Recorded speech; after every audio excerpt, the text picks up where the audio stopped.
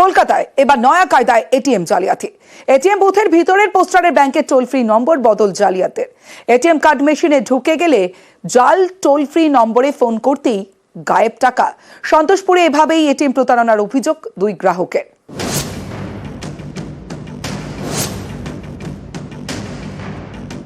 টাকা তুলতে এটিএম বুথে মেশিনে কার্ড ঢুকেছে কিন্তু বেরোচ্ছে না।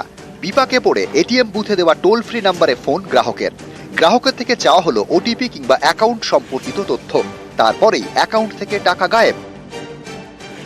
এভাবেই কয়েক লক্ষ টাকা হাতিয়ে নেওয়া হয়েছে বলে অভিযোগ। সন্তোষপুর এলাকার রাষ্ট্রায়ত্ত ব্যাংকের এটিএমে প্রতারণার শিকার দুই গ্রাহক। শুক্রবার রাতে টাকা তুলতে গিয়ে বিপত্তি। কার্ডটা অটোমেটিক ঢুকে গেছে, তারপর আর কার্ড বেরোচ্ছে না। হেল্প নাম্বার দেওয়া ছিল কাগজে লাগানো, ফোন করলাম, ওনারা বললেন এইসব টিপে কার্ডটা ব্লক করবেন। কত টাকা কাটলো? আমার 25,000 টাকা কেটে 3 বারে। কার্ডটা পুরো ভেতরে চলে যায়, মানে আমি বের করতেই পারিনি কোনো কারণে। ওই টোল ফ্রি নাম্বার যেটা ছিল ওখানে ফোন করলাম, তো ও রীতিমতো বললো আমাকে যে আপনি ঠিক আছে, এখন তো আমাদের কোনো স্টাফ নেই বা ওখানে সিকিউরিটিও নেই। বললো যে আপনার পিনকোডটা দিয়ে আপনি ক্যান্সেল করে দিন, ফের আপনি কাল সকাল 9টার সময় এসে আপনার আধার কার্ডটা শো করিয়ে আমি এটিএম কার্ডটা নিয়ে যাবেন। তো সেই মতন আমিও ওটা করে চলে যাই ওখান থেকে। তো দেন 10টা নাগাদ দেখি স্যার আমার অ্যাকাউন্ট থেকে পরপর ব্যালেন্স মানে অটোমেটিক্যালি কাটছে, কিন্তু 10 করে তখন কাটতেই আছে। তারপরে যখন স্যার আমি ওটাকে স্টেটমেন্টটা দেখলাম, তখন আমি দেখলাম যে আমার 1,30,000 টাকা কাটা গেছে।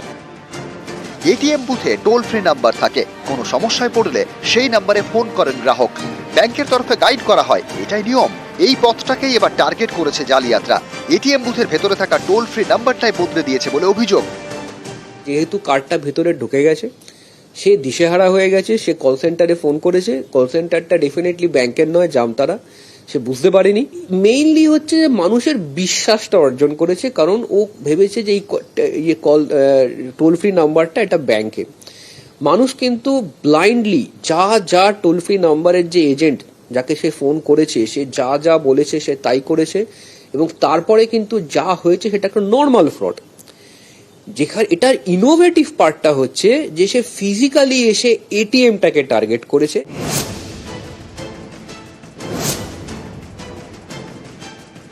শুধু টোল ফ্রি নাম্বারের বদল নয়, এর পিছনে রয়েছে আরো বড় খেলা। বিশেষজ্ঞদের মতে এটিএম এ কার্ড ঢোকানোর মুখে ক্লোনিং মেশিন বসা জালিয়াতরা। দেখে মনে হবে ওটাই এটিএম কার্ড ঢোকানোর জায়গা। গ্রাহক ক্লোনিং মেশিনেই এটিএম কার্ড ঢুকিয়ে দেন, আর তারপর এটিএম কার্ড বেরোয় না। ততক্ষণে ক্লোনিং মেশিনের মাধ্যমে এটিএম কার্ডের সব তথ্য পৌঁছে গিয়েছে জালিয়াতদের হাতে। কার্ড ব্যবহার করতে হলে দরকার পিন বা ওটিপি। কার্ড ঢুকে গেলে বিব্রত গ্রাহক ফোন করেন টোল ফ্রি নাম্বারে, তাতেই কেল্লাফাতে। গ্রাহকদের থেকে পিন বা ওটিপি জেনে নেয় জালিয়াতরা। ওটিপি ডেফিনেটলি দিয়েছে, তাকে ওই ইউপিআইতে রেজিস্টার করে নিয়েছে। তার মানে তার ব্যাংকের যে রেজিস্টার্ড নাম্বারটা, আমি কি করলাম, আমার মোবাইলে একটা ইউপিআই ইনস্টল করলাম, করে বললো তোমার নাম্বারটা কি, আমি আপনার নাম্বারটা দিয়ে দিলাম। এবার যেহেতু সঙ্গে সঙ্গে আপনার কাছে ওটিপি যাবে, সেই ওটিপিটা যদি আপনার কাছ থেকে আমি পেয়ে যাই, তাহলে আমার মোবাইলে আপনার ব্যাংকে দিয়ে ইউপিআই রেজিস্টার হয়ে যাবে। তারপর আমি ট্রানজ্যাকশন করতে পারবো, কোনো সমস্যা হবে না। কারেক্ট? এটা একরকম উপায়। নাম্বার 2 হচ্ছে নেট ব্যাংকিং ইনিশিয়েট করেছে বা কোনোভাবে একটা কিউআর কোড ইনিশিয়েট করেছে, করে সেখান থেকে টাকাটা বার করেছে। নয়া উপায়ে এটিএম প্রতারণায় বাড়ছে উদ্বেগ। রাষ্ট্রায়ত্ত ব্যাংকের এটিএমে জালিয়াতির তদন্ত শুরু করেছে লালবাজার। নিউজ 18 বাংলা।